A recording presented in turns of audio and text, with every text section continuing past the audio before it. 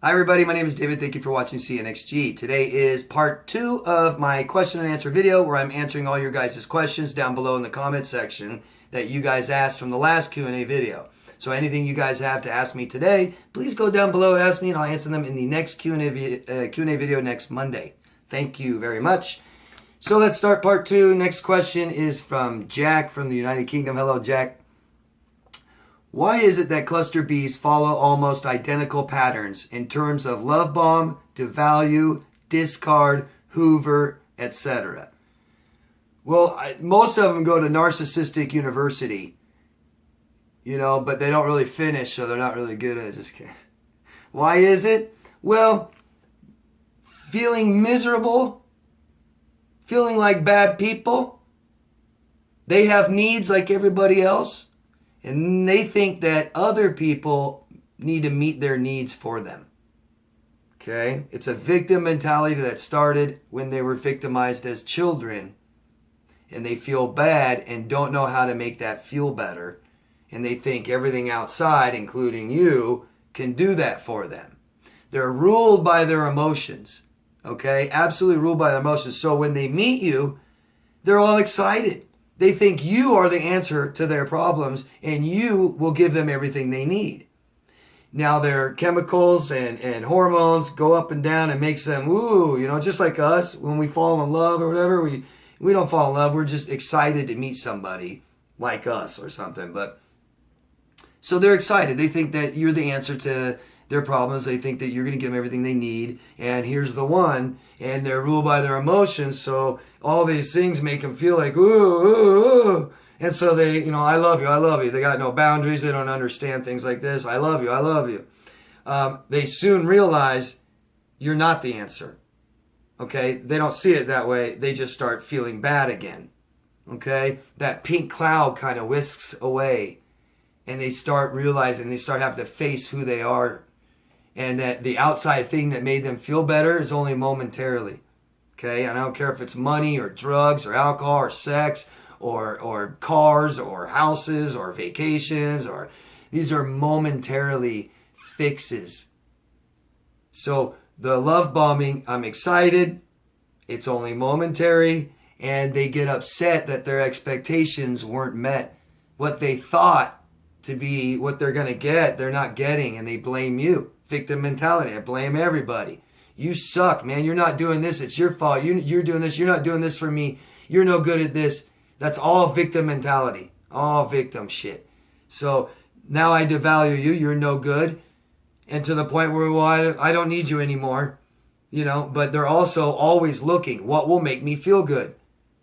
Well, if you're not going to make me feel good, he will make me feel good. So she goes running off to him. Discards you, right? Here we go again. That feels good at first. That starts wearing off. They hoover. They come back.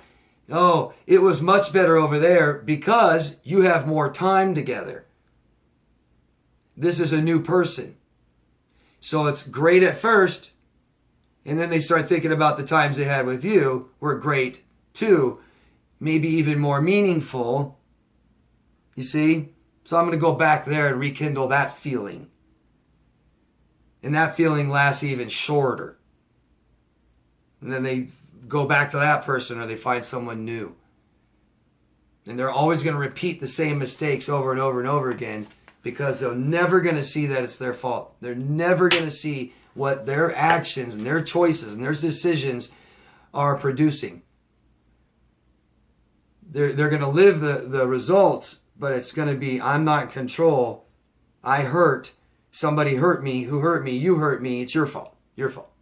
You did it. You did that to me. And you can't. You will never, if you're sick, you can never get better until you understand why you're sick. You can't fix it. Hope that makes some sense. Thanks. Serene from Austria. Hello. Can you explain why and how recalling the traumas and talking about them in therapy help us heal? Sure. Then Serena says, I asked my therapist several times and the only explanation I got was, nobody knows. Nobody knows why. Nobody knows why and how talking helps. That's what your therapist said. Think about somebody going to school for 6 years plus, and their only job is to make people feel better by talking, but they don't know why that works. You didn't learn that in 6 years? Jesus Christ. Anyways, so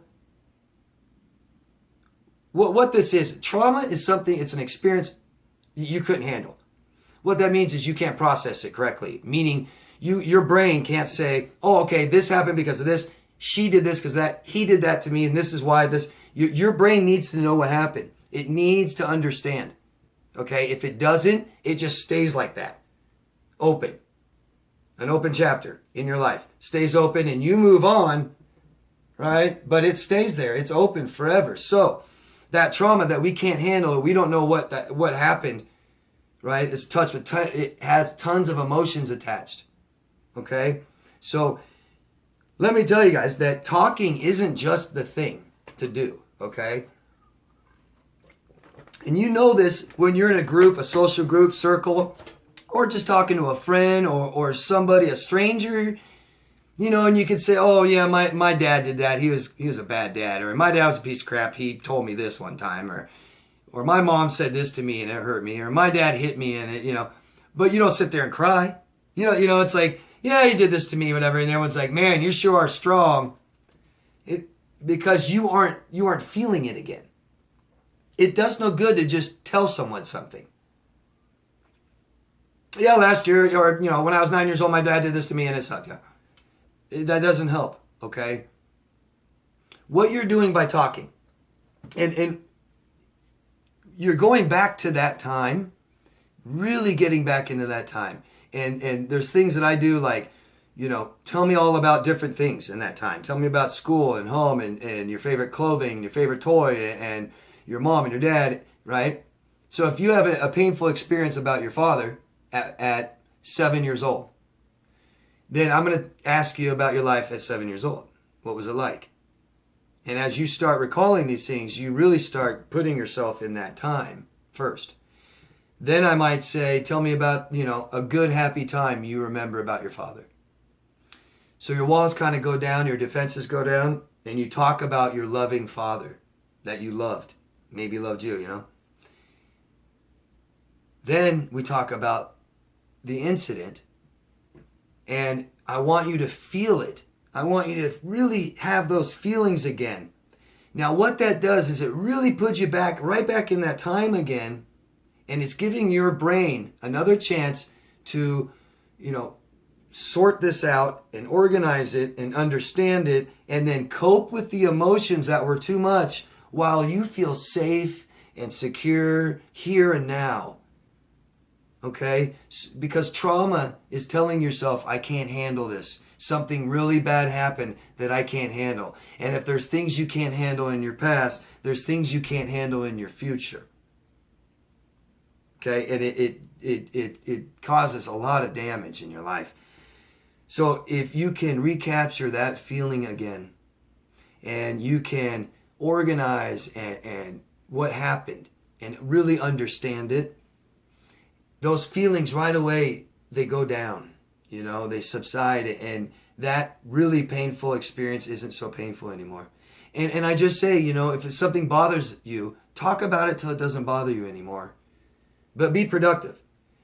We don't pick friends, you know, to dump all this stuff on all the time, and strangers and even family. We need, you know, for serious, complex matters, we need professionals to help us do these kinds of things, okay? So I hope that makes sense. Nobody knows why. 6 years of school, that's what she learned. Caro, sorry if I say it wrong. Caro from Europe. My ex-borderline told me crazy things. He told me once he was almost kidnapped, that people were shooting at him. He says he's being watched all the time, that people are watching him and we're in danger. He was always serious, and I feel bad for doubting him. He told me he's having a stroke when we fight, but when I asked him, you want to go to the hospital? No. Do you think he was making it all up? Well, I couldn't know, right? but I'm going to tell you this. Borderline, these things are very paranoid thinking, right? So, maybe it was happening. I couldn't say it wasn't happening, but if he's borderline and he's telling you these things often, why is he doing it? Well, first of all, borderline is very connected to another personality disorder and can also be diagnosed comorbid as schizotypal. And borderline also has crazy thinking. Borderlines can be delusional. Borderlines can even hallucinate. Okay?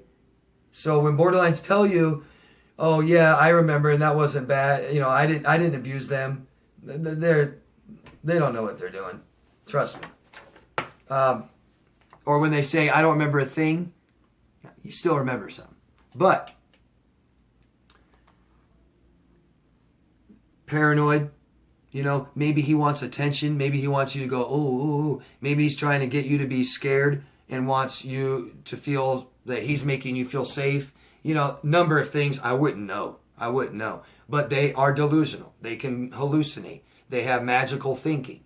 They manipulate. They want you to feel scared. They want you to, all these things. If he feels this way, he wants you to feel this way. So most likely, he's not totally making it all up. He may believe some of this stuff, but bottom line, this tells you, whether this happened or not, this is how he feels, okay? They also will make stuff like this up. Now listen, if he saw your emotional reaction to this and he liked it, then he knows he can do this to you again. And it'll work. If he tells you this kinds of stuff and you go lock yourself in the bedroom and you tell him, I don't care, I just want to go to bed, leave me alone, do whatever you want for the night, and he gets to go out and cheat on you, he's going to do it again.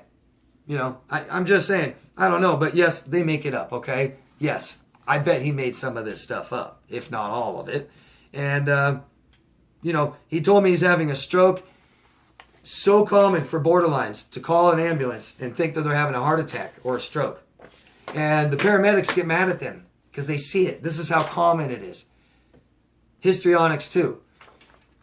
And they get mad. They say, no, you're having a damn panic attack or an anxiety attack. Get help. Or quit drinking. Because a lot of these people are doing this from drinking. As the alcohol leaves their body, they get massive panic attacks.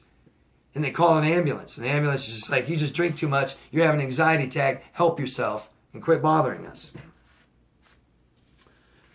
Dun, dun, dun, dun, dun. So question number 2 from Cairo from Europe. I haven't heard from my ex-borderline in a few weeks.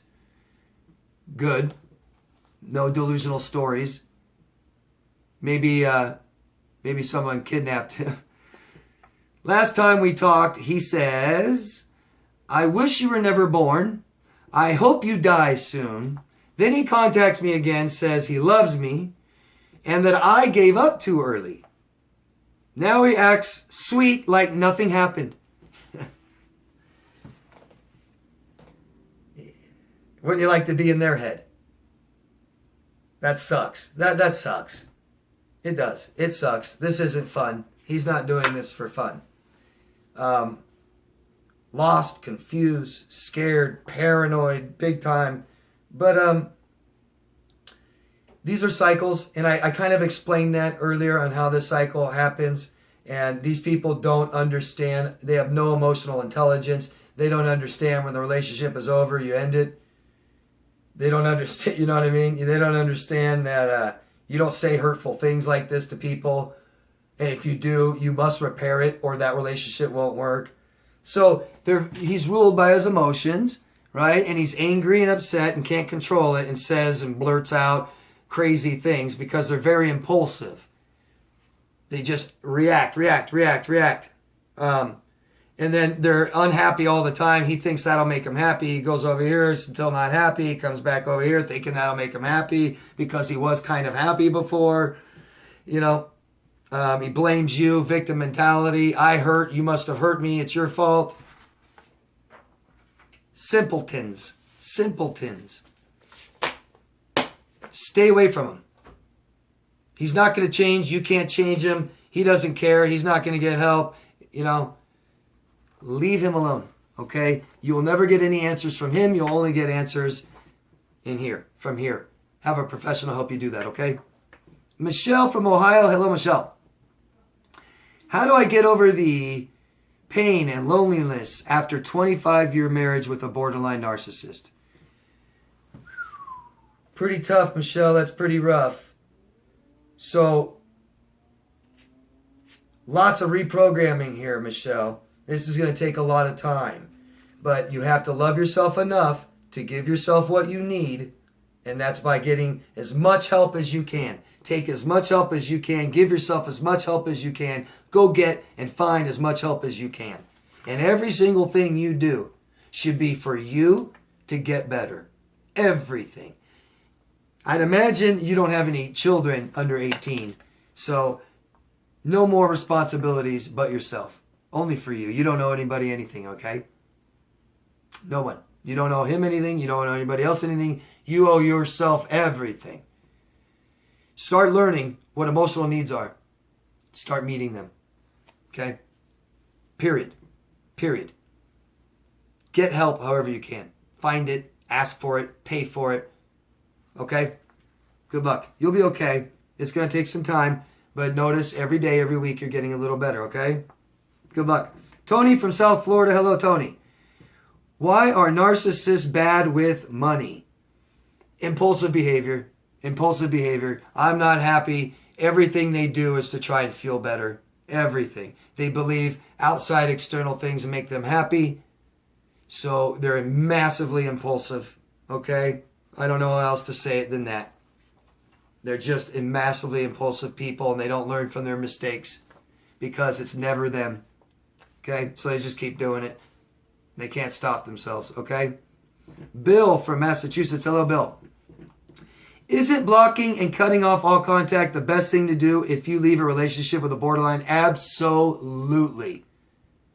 Period. Nothing. Nothing else. You don't help them. You don't talk to them. There's no need to, find out how they're doing or drop some stuff off or give them a ride because it's going to just go right back to fixing their problems, doing everything for them, and you can do nothing for yourself. Okay?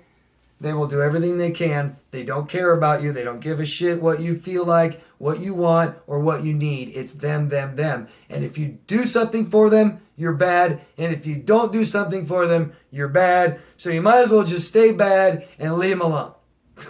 Right? Good luck, Bill. You're right. Borderlines can't be in relationships, guys. Period.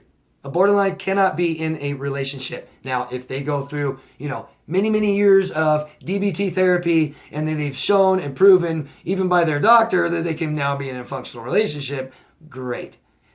Not with you. They abused you. That is over forever, okay? Forever. Once someone abuses you and devalues you, they don't find your value again. You go find your value again and leave them and never talk to them again. Thank you. Nana from Eastern Europe. Hello, Nana. 1-year relationship and I've gone no contact for 2 weeks. I'm pregnant with his child, but he doesn't care. He says, you're pregnant now, so you don't need me anymore. Besides, it could be another man's. You still have stuff at his place, and what should you do? Man, so much. I'm sorry.